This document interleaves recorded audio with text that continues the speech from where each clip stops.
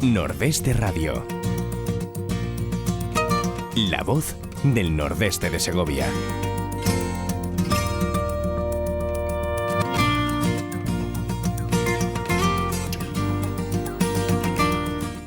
Hola amigos, muy buenos días otra vez, ya estamos de vuelta. Vamos a empezar con dos temas realmente interesantes. Vamos a hablar con la Semana de la Novela Histórica de Cartagena y luego continuaremos con la historia de Segovia, que seguimos aquí con los romanos. Vamos a saludar, si ustedes me lo permiten, a don Obdulio López. Obdulio López, muy buenos días, ¿cómo estás? Hola, muy buenos días, Ezequiel. Bien, pues aquí en Cartagena. Sí, con mejor tiempo que aquí, supongo. Sí, aquí la verdad es que está haciendo unos días casi de veranillo. Alrededor de los 24, 25, 26 grados. La verdad es que por la mañana, a plena mañana hace calor. Joder, qué envidia, qué envidia. Aquí nos hemos levantado hoy con un montón de árboles caídos, ramas, señales, unos vientos tremendos. Pero bueno, y además qué bien se come en Cartagena. Ay, qué rico. Qué tiempo hace que no voy. Qué bien. Se ha celebrado la 21ª edición de la Semana de la Novela Histórica en Cartagena. Tú eres el presidente de la Asociación de la Semana de la Novela Histórica de Cartagena. ¿Qué tal ha ido? Pues la verdad es que ha ido bastante bien, teniendo en cuenta los tiempos que corren. Sí. Es decir, en un principio nos barajamos el suspender la 21 edición y bueno, pues la verdad es que estuvimos muy cerca de suspenderla, pero bueno, en un momento determinado nos hicimos de fuerzas y dijimos que después de 20 años celebrando la semana no íbamos a dejar de celebrarla este año. Y entonces, con todos los protocolos y los cuidados evidentes del COVID, pues la hemos celebrado y la verdad es que dentro de todo ha salido bastante bien. Estamos muy contentos. Sí, porque además yo creo que evidentemente había muchas cosas que había que eliminarlas porque no se podían hacer, pero hay otras muchas que yo creo que han dejado de realizarse y con medida de precaución y gracias a los sistemas digitales actuales se podían haber celebrado. ¿Qué diferencias ha habido? ¿Cómo habéis organizado todo el tema de poder entrevistar a los autores, de poder hacer las presentaciones? ¿Cómo lo habéis hecho? Pues mira, este año ha sido por primera vez que hemos, gracias al grupo de Facebook de novela histórica, hemos podido, aprovechando su canal, hemos podido lanzar las presentaciones pues a toda España, a todo el mundo, evidentemente. Y la verdad es que hemos aprovechado esta circunstancia pues para enseñar lo que hacemos aquí en Cartagena referente a esas presentaciones de obras de autores, magníficos autores. Ten en cuenta que en los 21 años con que hemos estado presentando las obras, han pasado por Cartagena más de 200 y pico de autores. Sí. Es decir, todo lo mejor que ha habido y en Cartagena, en la provincia y sobre todo también el resto de España, porque siempre dejamos algún espacio para el autor novel, el autor local, siempre dejamos un pequeño resquicio para que también presente sus obras. Es decir, que en todos los años hemos traído un elenco de personajes pues bastante vamos, de los mejores. Pues mira, te puedo hablar de Juan Eslava Galán, te puedo hablar de Isabel San Sebastián, de María Dueñas, de Juan Vilches, de Rosa Huertas, Emilio Lara. Hay una serie de autores importantes. Incluso también hemos tenido extranjeros como Gisbert Haes, es un autor alemán. También vino de Italia Valerio Massimo Manfredi. Incluso estuvo aquí el ex primer ministro de Francia, Dominique de Villepin, también a presentar una obra. Y bueno, han sido años maravillosos y de experiencias muy agradables. Ujú. Oye, de alguna forma con el tema este con el dichoso COVID, es cierto de que bueno, nos falta el calor ese presencial, nos falta el poder charlar, el poder hablar con la gente cara a cara, pero es posible que gracias al tema digital y haber metido el tema digital por obligación este año, el resto de los años seguiréis haciendo, aparte de presencial, también digital por el aumento de llegada, por el aumento de gente que puede tener acceso a esta semana. Pues la verdad es que ha sido una experiencia, yo te diría que sumamente positiva, porque hemos tenido un par de autores que no han podido venir porque estaban confinados en Madrid y nos han mandado unos vídeos y entonces pues se han puesto estos vídeos presentando sus obras y a la vez han sido retransmitidos por el canal de YouTube.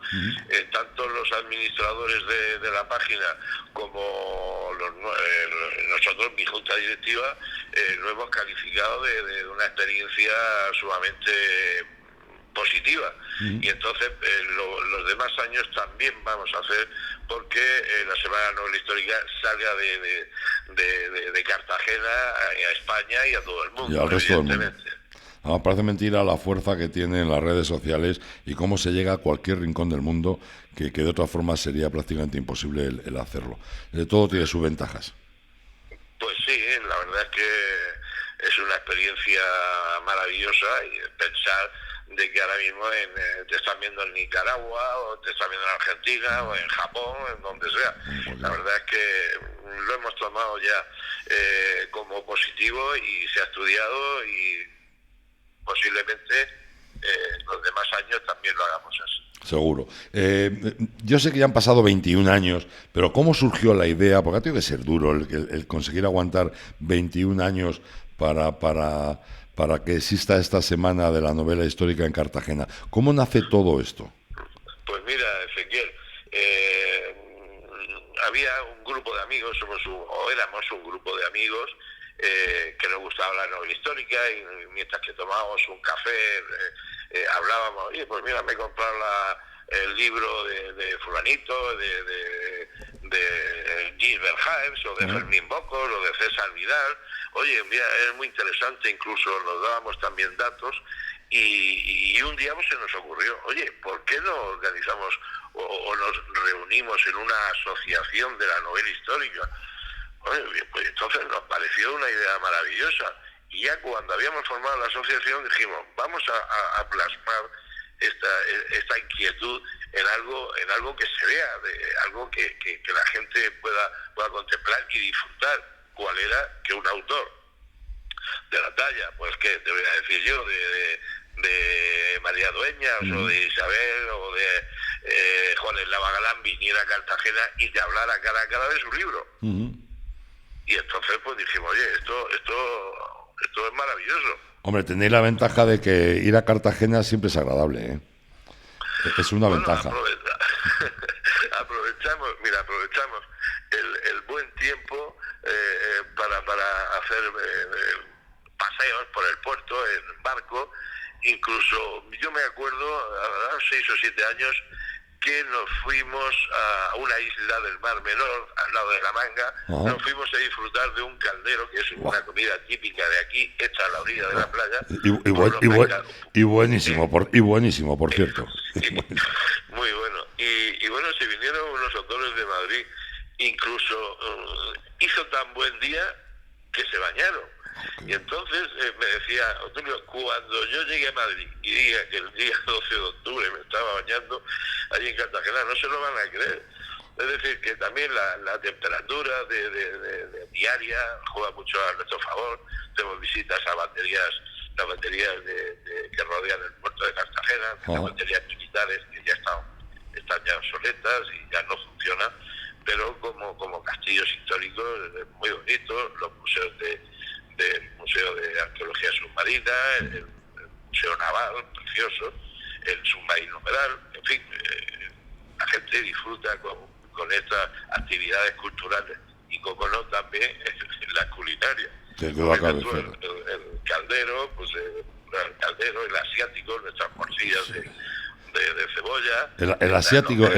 El asiático, que además es un café que se toma en pocos sitios más que allí con ese nombre, ¿eh?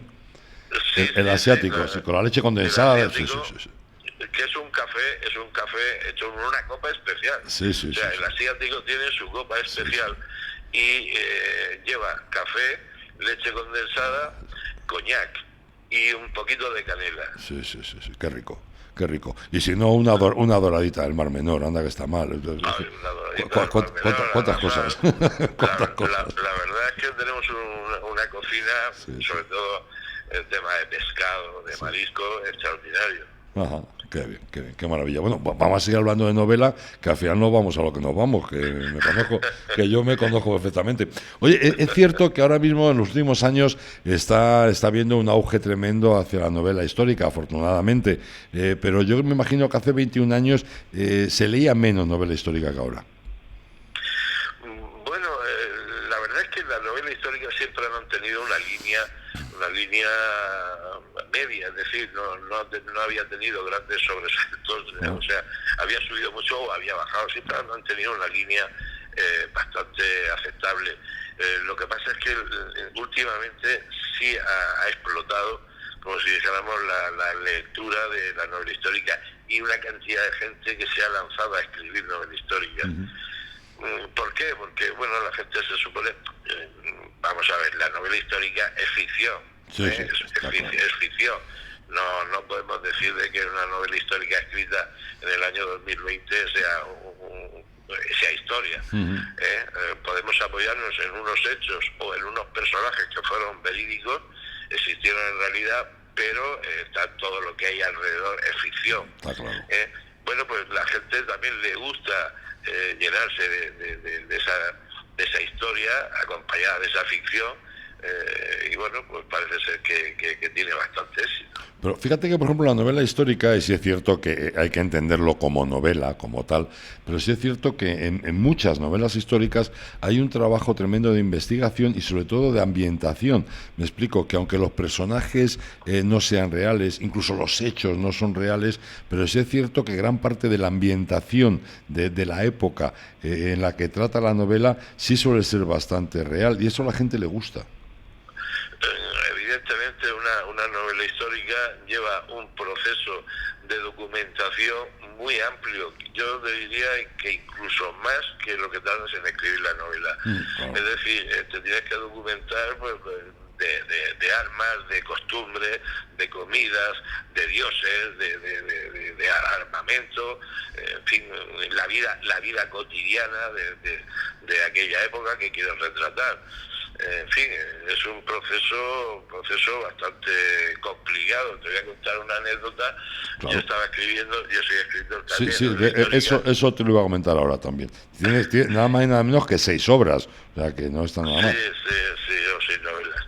Y bueno, en una de las primeras que hice, que se llamaba El enviado del rey, pues era un ilustre jurista y militar que se llamaba don Alonso de Santa María, que venía a Cartagena a investigar unos crímenes que habían habido.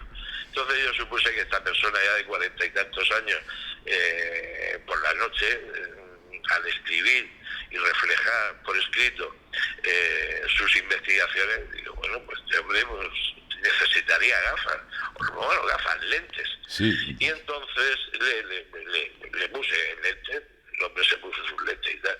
Y cuando termino de leer el capítulo, me surge el tremendo la inquietud de pensar, vamos a ver, estoy hablando de 1273.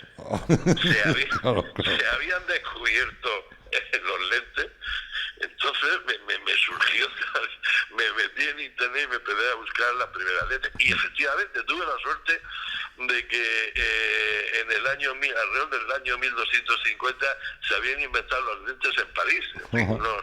Unos en fin, físicos de aquella época pues habían inventado lo que era rudimentariamente unas lentes de cristal con unos alambres. Y bueno, pues son cosas de estas que te pasan y entonces pues investigas y aprendes muchísimo.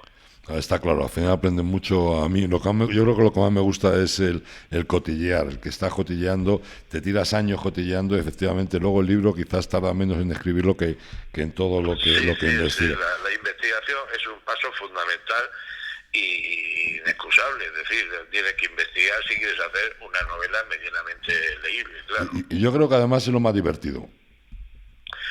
Sí, pues ya te digo, porque empiezas a leer y de una palabra o de un hecho te vas a otro y empiezas a dar saltos por la historia, intentando documentarte lo máximo posible. Entonces ten en cuenta que la documentación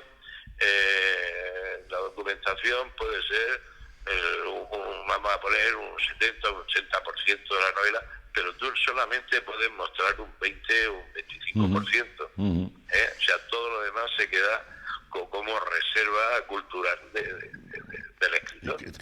A ver qué no pongo, a ver qué es lo que quito, a ver qué es lo que elimino. Oye, hablábamos... Claro, al no ser un tratado de historia, evidentemente no puedes poner ni explicar todo lo que todo lo que has leído y has aprendido. Entonces, claro, pues ya te digo, esto es como un iceberg. Se ve la punta, que es lo que tú aprovechas para documentar la novela. El otro 60, 70, 80% de la documentación se queda como cultura personal. Bueno, hablamos de 6 libros que tienes tú. El primero fue el que ha mencionado, El enviado del rey. Tienes otro que es Livia, la joven vestal, Aníbal, de Cástulo a Roma, El sueño de Senia, Operación Semillas de Oro y la última, que por lo visto ya cambia un poco de nivel, que es Nancy Casino, La vendetta. Ahí ya te meten más en novela negra. Sí. Estos últimos años prácticamente me los he tirado escribiendo novela negra. Me había cansado un poco de la novela histórica y entonces para desoxigenarme un poco, pues había escrito Nancy Casino, ahora he terminado otra. ¿Ah, sí? También, sí, y bueno, pues refrescarme un poco. Pues a mí la verdad es que a mí me parece que la novela negra a mí es uno de los estilos que más me gustan y creo que es bastante difícil también, ¿eh? Bueno, claro, es que lleva una trama de investigación, aunque en la historia también se puede hacer trama. Sí, de hecho, la novela El enviado del rey es una trama de investigación y asesinatos y tal, pero claro, en el siglo XIII. Ahora, hacerlo en el siglo XX, XVIII o XIX es mucho más fácil de hacer. Evidentemente también, como no hemos vivido esa época, tenemos que saber qué tipo de pistolas o qué vestimentas y los coches de caballo, si había coches a motor, en fin, toda esa investigación también existe, aunque yo considero que es menor. Oye, Tulio, te propongo que más adelante un día entres aquí en el programa, pero no ya como presidente de la Asociación de la Semana de la Novela Histórica de Cartagena, sino como autor, como escritor, y damos un repaso a varias cosas, a varios libros tuyos, ¿te parece?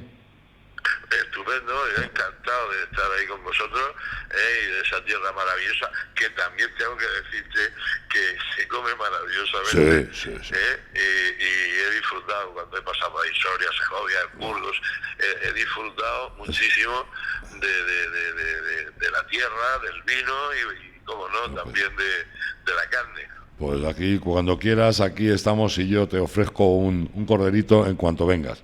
Encantadísimo.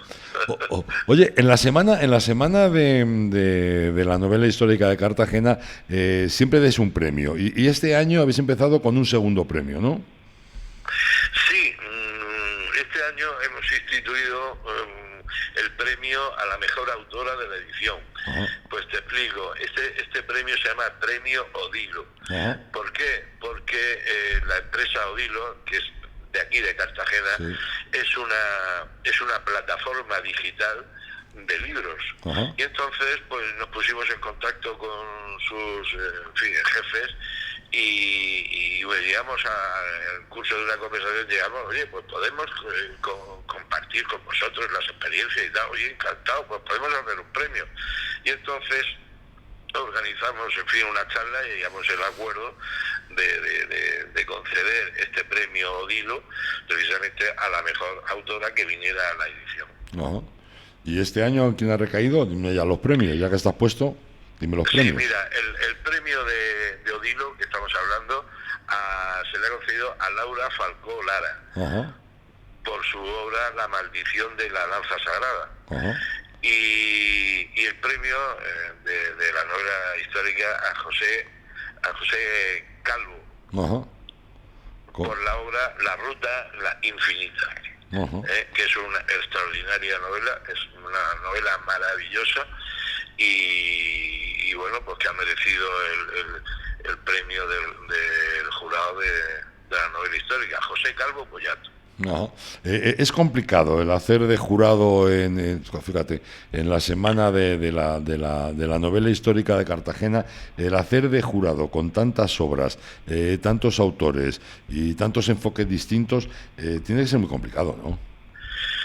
Sí, no es fácil porque cada uno aporta sus ideas. Oye, mira, yo tengo 2 o 3 obras y tal, entonces nos las leemos y nos las vamos intercambiando y cada uno va valorando cada novela hasta que llegamos a 2 autores y entre esos 2 últimos autores elegimos uno que es el ganador.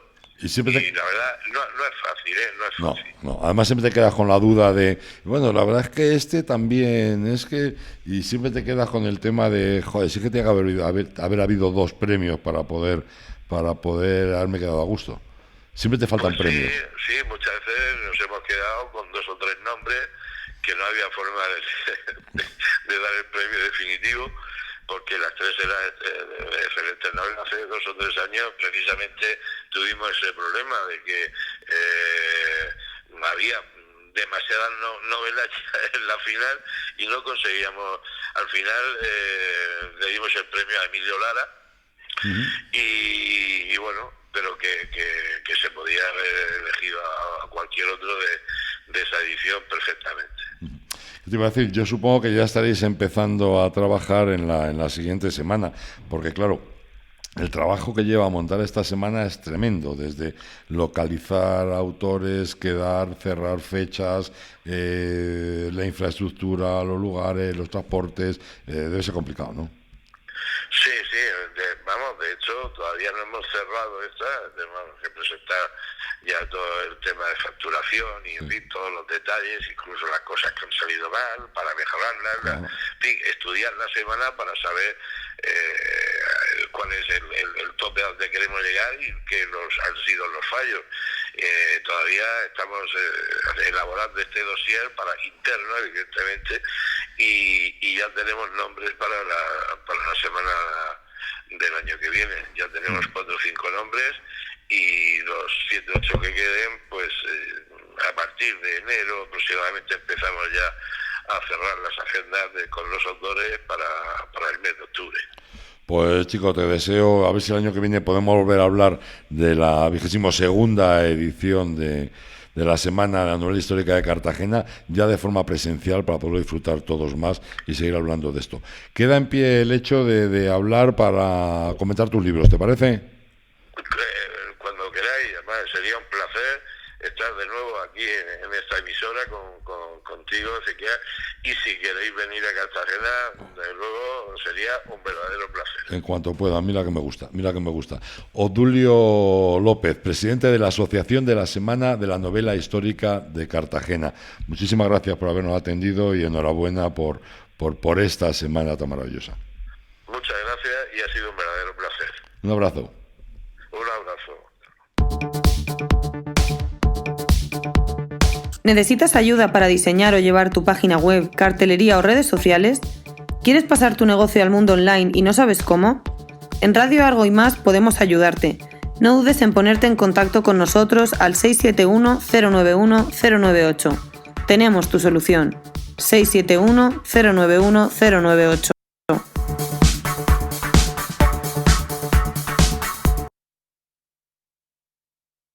No te pierdas la 9ª carrera virtual y marcha solidaria Caja Rural. Este año en un nuevo formato para que cualquier corredor o andariego pueda disfrutar de este reto. Desde el 25 de septiembre hasta el 25 de octubre. El 100% de la inscripción se donará a la Asociación Española contra el Cáncer y al Banco de Alimentos de Segovia.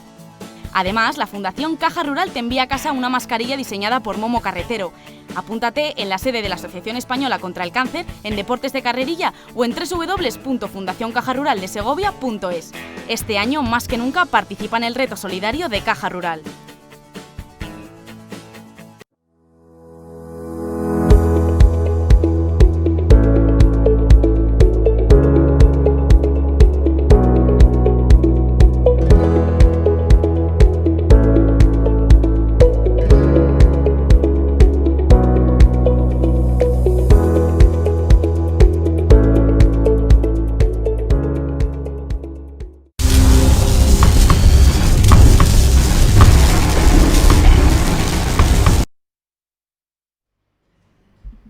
Bueno, pues vamos a seguir, vamos a saludar a José Luis García Casado. Don José Luis, muy buenas, ¿cómo estás?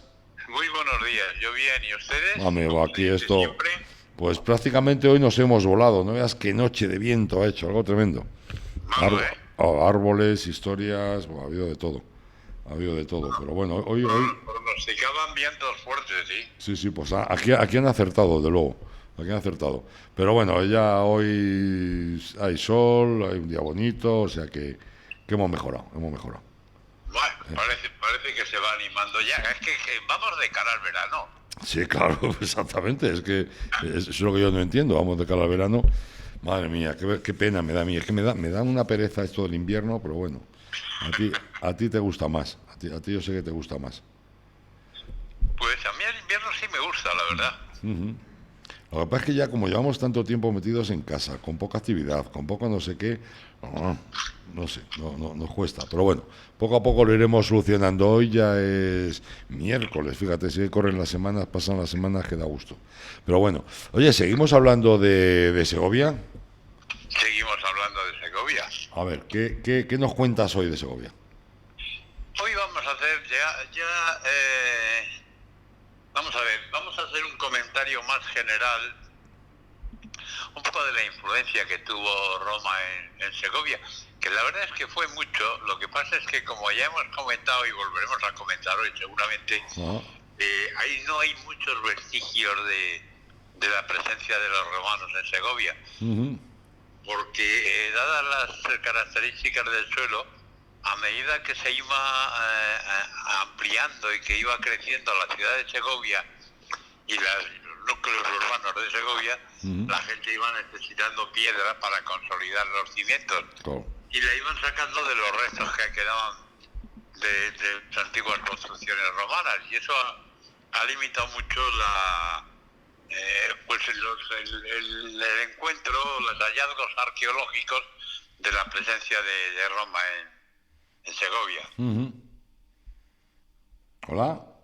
Pero bueno, ya sabemos que los romanos lo que buscaban aquí en la península, sobre todo al llegar, eran los asentamientos de los indígenas celtibéricos para pacificarlos y explotar el territorio.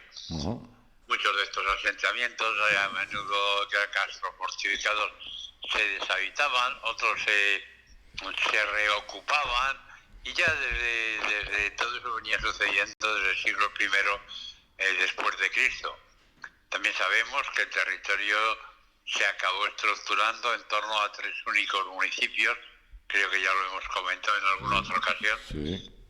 Duratón, que era cerca de la actual población de este mismo nombre, Coca y Segovia. Eran los 3 lugares fundamentales donde había abundante población indígena, población que poco a poco se fue romanizando, fue hablando y escribiendo latín y adoptando pues todos los patrones culturales del mundo romano.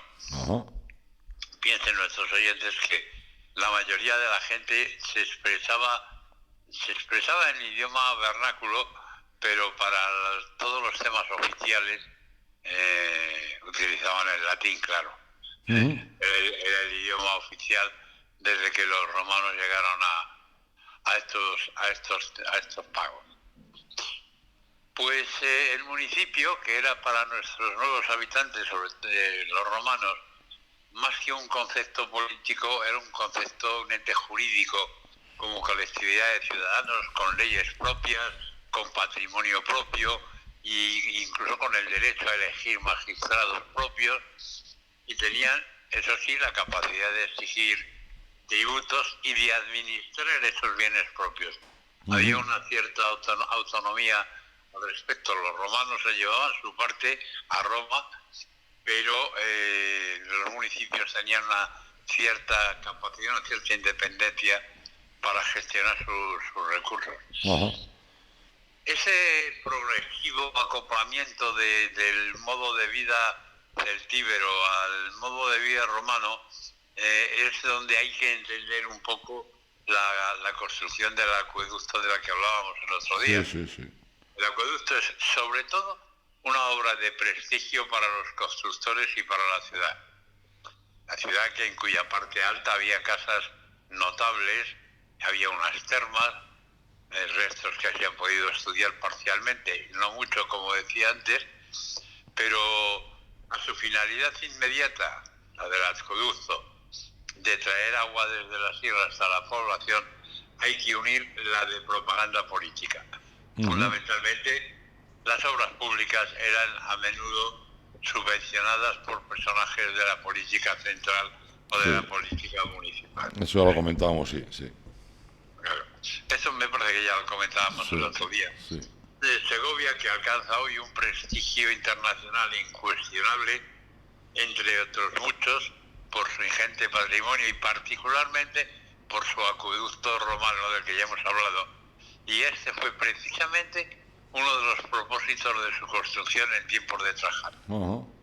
Hace más de 2000 años que se construyó el acueducto, y su misión fundamental, que no os quepa duda, que era la de prestigiar una ciudad que por entonces apenas superaba los 5.000 habitantes, aunque eso sí tenía recursos y un cierto desarrollo.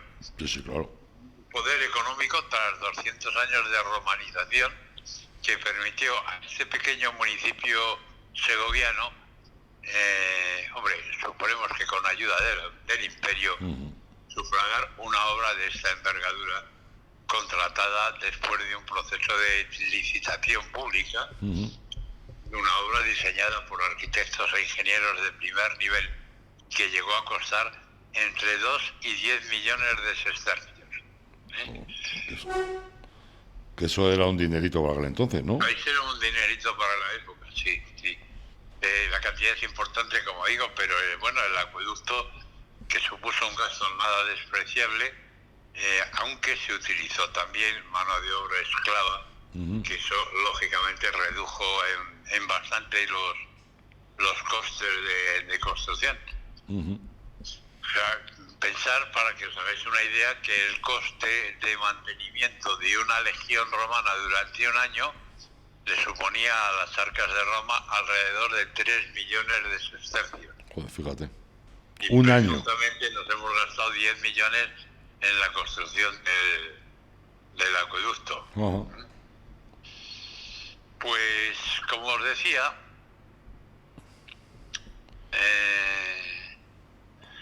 el acueducto, hay una parte que el otro día no llegamos a hablar, que no es muy conocida, que es la parte no fundamental, no más espectacular del acueducto, porque de los 14 kilómetros hay una buena parte que no es muy conocida, muchas veces incluso enterrada, y la verdad es que ni siquiera estamos seguros de que el actual trazado, que baja de la sierra, que hoy está señalizado en todos los planos, sea el mismo que el del acueducto romano original. Sí, es posible que incluso hicieran variaciones con el paso de los años de un sitio a otro. Claro. ¿Hola? Y ha habido que hacer reconstrucciones parciales. Claro. Con lo cual se han podido producir, y de hecho seguro que se han producido rectificaciones en el trazado. Pero en fin, el mundo romano, amigos, consideraba las grandes obras públicas como imagen del poder, del desarrollo económico y de la integración de sus productos dentro del modelo de civilización romana. Las grandes obras públicas de Roma siempre han servido para publicidad, y para signos de ostentación, claro. Como marketing político ante el resto del mundo, ¿no? Es verdad que era para satisfacer las necesidades cotidianas de agua corriente para los espacios públicos y actividades económicas, pero también es verdad que era una demostración del orgullo ciudadano, de ostentación y de esplendor del municipio romano en la época aquella de Trajano, cuando fue construido. Según los investigadores, nos dicen que una obra de este tipo, con cierto porte económico, lo que evidencia es un gran dinamismo social y económico en el momento de su construcción. Y es fruto, dicen, de ese proceso de integración y efervescencia cultural tras 200 años de romanización. Ya hemos comentado algunas veces que los romanos, cuando llegaban a los sitios, intentaban potenciarlos e intentaban desarrollar la propia cultura que encontraban enriquecida con la cultura romana. Segovia en época romana no era un gran centro administrativo, aunque sí atesoraba una cierta capacidad comercial, porque además de gestionar y explotar un amplio territorio que se extendía entonces a los dos lados de la Sierra de Guadarrama, en lo que hoy son las provincias de Segovia y Madrid, Segovia contaba con unos 5 o 6 mil habitantes, que no parece que fueran muchos, pero bueno, otras capitales como Mérida, por ejemplo, Emérita Augusta, tenía justo el doble de población, andaba por los 10.000. Pero bueno, no obstante, en Segovia había casi con toda seguridad, grandes casas privadas donde residía la élite económica y política de la ciudad. Su actividad económica ya sabemos que procedía del cereal en la campiña, claro. De la explotación de los pastos a pie de monte, a los dos lados de la tierra, y además de que era una ciudad con una notable actividad comercial, ya que era punto de paso, como hemos dicho en otras ocasiones, entre las dos mesetas y lugar de tránsito de la ganadería trashumante que procedía del Alto Duero, iban desde el Alto Duero hasta Extremadura. Y seguramente también contaría con una artesanía especializada en lanas, en cueros y en textiles. Era una ciudad, como vemos, con recursos económicos. Esto permitió al erario municipal, con inversiones privadas, habilitar fondos para construir el acueducto, probablemente las termas, etcétera. Y es posible que también existiera parte de financiación por parte de la Hacienda Imperial.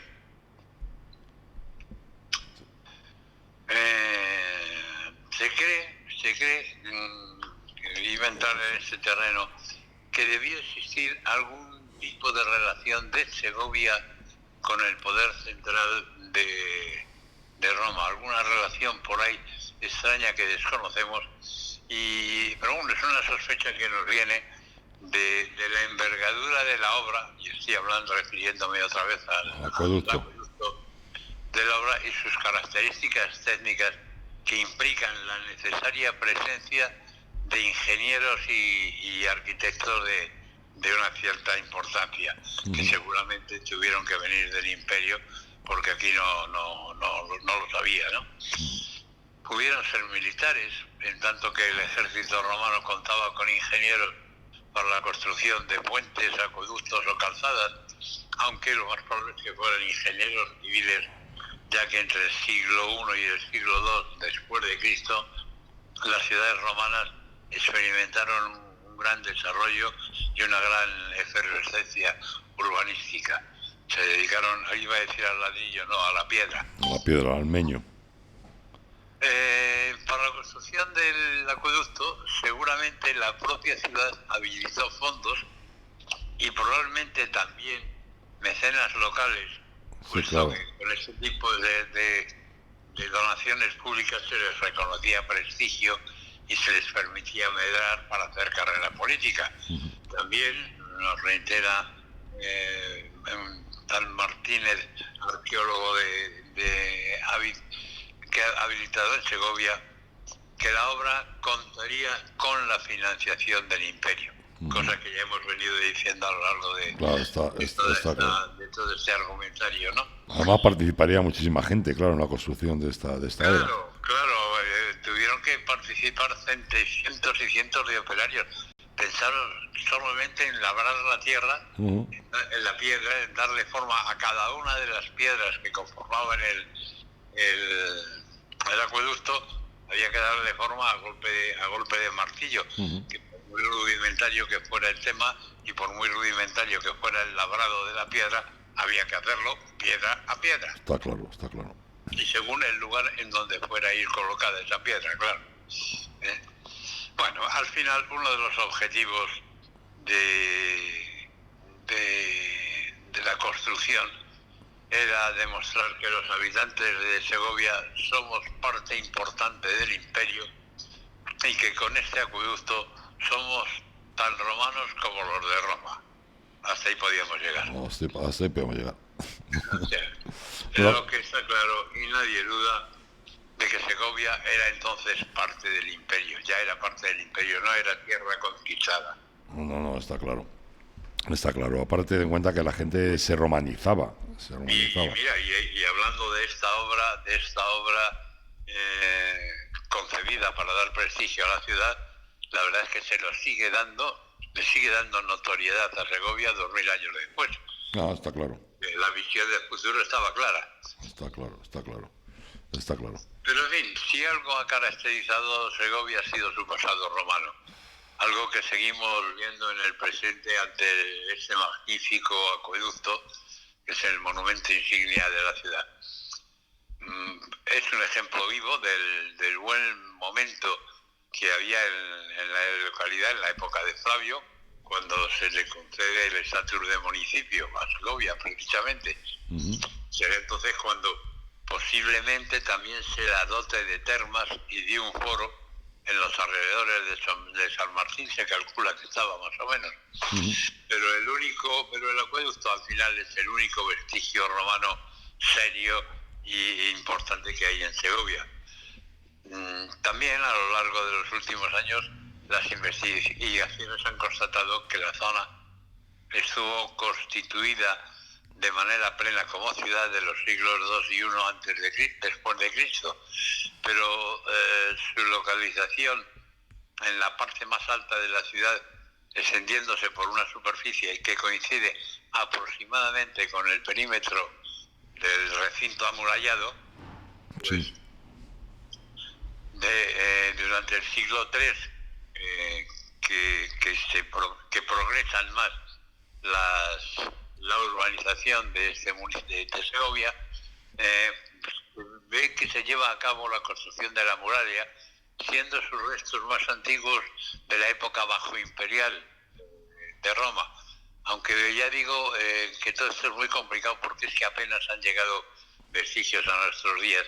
Y son la mayor parte de las veces suposiciones de los arqueólogos o interpretación de pequeñas pistas que se encuentran entre las cimentaciones actuales, ¿no? Está claro. Roma no pudo dejar pasar la oportunidad, a la vista de todo, de traer aquí personajes importantes del imperio, al mismo tiempo que muchos personajes del imperio romano eran españoles, eran segurianos, eran de la provincia itálica o tarraconense, y hombre, el que no puede dejar pasar la oportunidad ahora de hablar de un segoviano muy ilustre en la época romana, el que no puede dejar pasar la oportunidad, digo, soy yo. Claro. Porque hablar de Roma y de Segovia nos obliga, sin lugar a dudas, a hablar de Teodosio el Grande. De un hombre, efectivamente. Del que ya hablaste, ya contaste su historia aquí al principio. Contamos su historia pormenorizada, efectivamente, porque es un hombre Teodosio que nació en el año 347 en Coca, en el seno, como dijimos ya, de una poderosa familia con grandes propiedades en la Hispania de la época. No era una familia romana, era una familia segoviana, pero digamos que bien instalada. Siguió la carrera militar de la mano de su padre, combatió en Britania. Acordaros que ya dijimos un día que las aborígenes de Segovia, a ver que no me sale el nombre, los celtíberos, sí. Los celtíberos que habitaban en Segovia ayudaron a los romanos a la conquista de Britania. En esas campañas de Britania estuvo participando nuestro Teodosio y de ahí pasó a ser el Dux de Mesía, que es lo que es la actual Chechenia, para entendernos. Después, y tras asesinaron a su padre, y después de eso pues se volvió a sus posesiones en Hispania, donde aprendió a vivir como un patricio más, dedicado a sus finquitas y a sus cultivos, y allí estaba en el año 378, cuando le llamó el emperador Graciano para encargarle la defensa de Mesía, aquella zona, aquella región que ya hemos hablado de Serbia, de la que él ya había sido gobernador, porque estaban enredando los godos por aquella zona y había una brecha abierta. Muere el emperador y tras un importante baile de nombres resulta que Teodosio es elegido emperador del Imperio Oriental. Como todo el mundo sabe, Roma se dividió en dos imperios, el oriental y el occidental, y a nuestro Teodosio le tocó ser emperador del Imperio Oriental, de la parte oriental del imperio. Ahí se trasladó a vivir a Constantinopla, en Alejandría, todas las zonas importantes del Imperio Oriental. Venció a los visigodos y impactó con su rey Atanarico la instalación de este pueblo como federados del imperio, es decir, aliados bárbaros a los que se les encomendaba la defensa de las fronteras, lo cual con el tiempo se demostró que era un claro error, porque encargar que defiendan tus fronteras los mismos que tratan de impedirte, pues resulta un poco justo, pero bueno, era como funcionaban las cosas así. El imperio tampoco tenía tantas tropas y tantos ejércitos como para defender las enormes fronteras a las que había llegado a expandirse el imperio, ¿no? Pero bueno, la vida ha dado muchas vueltas y en Occidente, que era la otra mitad del imperio, Graciano fue destronado por otro militar español también, hispano-romano, pero español, Máximo. Pero su poder fue disputado por el hermano de Graciano, Teodosio, que había reconocido inicialmente la utilidad de Máximo, se alió luego con Valentiniano e incluso emparentó con la familia imperial de Occidente al casarse con Gala. Es un pequeño lío, pero vaya lío. Lo tengo que explicar más o menos así para que todo el mundo pueda seguir cómo se enredaron las cosas en la familia de Teodosio y cómo acabó haciéndose con el control de todo el imperio. Ya no era el imperio de Oriente o de Occidente, sino que Teodosio se hizo con el control de todo el imperio. Era un segoviano listo, este Teodosio.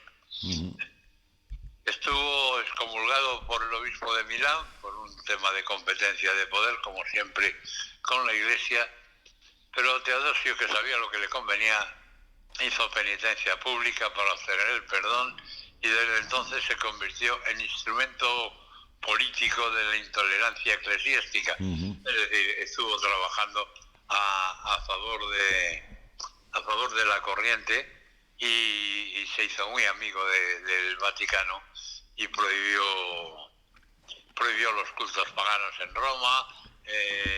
Se hizo el brazo derecho del papado, con lo cual Teodosio no tenía amenazas por ningún lado en cuanto a lo que era la distribución del poder fáctico en el mundo en aquellas épocas, ¿no? Sí. ¿Y tú qué? Estaba pensando y seguir por este camino, pero para no aburrir a nuestros oyentes, casi lo que les voy a decir es que Teodosio, que fue famoso por convocar un nuevo concilio económico en Constantinopla, para reparar el cisma entre Oriente y Occidente, que se hizo famoso en aquellos años, era un hombre que era bastante tolerante con los paganos, pero porque necesitaba el apoyo de la influyente clase dirigente pagana. Claro. Pero sin embargo, con el tiempo y a la vista de las presiones que recibía del papado, no tuvo más remedio que ser un poco más severo con los paganos. Y en el año 388 después de Cristo, envió un prefecto a Siria, Egipto y Asia Menor con el fin de disolver asociaciones paganas y destruir sus templos. Y aquí viene su responsabilidad en el Serapeum de Alejandría. Del Serapeum de Alejandría y de la famosa biblioteca de Alejandría. Bueno, lo que pasa es que la biblioteca de Alejandría fueron varias veces las que se lo cargaron, ¿no? Y los incendios. Sí, y claro, pero vamos, la más digamos definitiva fue esa bajo las órdenes de Teodosio y de los cristianos más radicales, que fue cuando ya prácticamente terminaron con el Serapeum de Alejandría, terminaron con la biblioteca de Alejandría, que era el almacén del saber sí. del universo en aquella época. Está claro. Bueno, pues terminando ya con nuestro Teodosio, porque Teodosio no es Segovia, aunque es segoviano, pero no es solo Segovia. Teodosio acabó también con los subsidios que aún se escurrían hacia algunos restos de paganismo civil grecorromano. Las subvenciones, vamos, sí, claro. que se le venían dando todavía a las asociaciones paganas. Se quemó el foro romano, sí.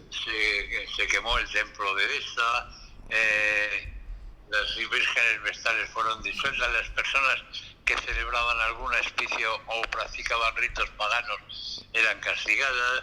Los miembros paganos del Senado apelaron a Teodosio para restaurar el altar de la victoria, pero Teodosio se negó. Sí. Canceló los Juegos Olímpicos por tildarlos de paganos. En fin, se convirtió en un dirigente muy radical, probablemente muy sectario, y desde luego a los pobres paganos los tenía en un puño. De hecho, la Iglesia Ortodoxa lo reconoce como un santo. Lo reconoce como un santo, claro, porque todo era malo menos la religión cristiana ortodoxa que defendía Teodosio. ¿Cuándo mueres? Todo lo pagano, lo herético, que a los herejes también los llevó por el mal camino. ¿Cuándo muere al final este hombre? ¿Cuándo muere este hombre y cómo muere? Este muere cerrando los ojos. Vaya, no todo el mundo. No todo el mundo, efectivamente. Murió en Milán de un edema vascular el 17 de enero del año 395 después de Cristo. Se organizó su entierro en una finca de Milán y pronunció el discurso fúnebre titulado De Obitu, fue el propio Escilicón y Honorio, en el que detalló en su panegírico la supresión de la herejía y el paganismo. Sus restos mortales después con el tiempo fueron trasladados definitivamente a Constantinopla el 8 de noviembre del año 395. Y la Iglesia Ortodoxa, como muy bien decía Ezequiel, lo acabó reconociendo como santo. Qué bien, interesantísimo. La verdad es que hemos dado un recorrido por el acueducto, hemos hablado de un segoviano que llegó a ser emperador en la antigua Roma. Caramba, cuántas cosas tiene que contarnos nuestra tierra, tiene que contarnos Segovia. José Luis, la semana que viene ya, ¿seguimos con los romanos o los dejamos ya? Yo creo que ya vamos a dejar entrar a los bárbaros. Vale.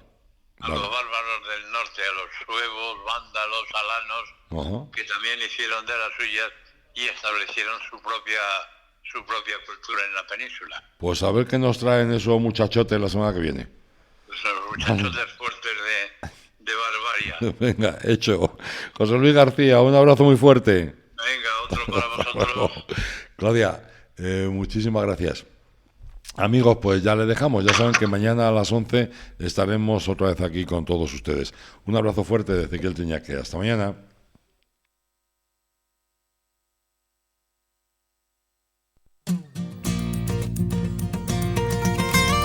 Nordeste Radio.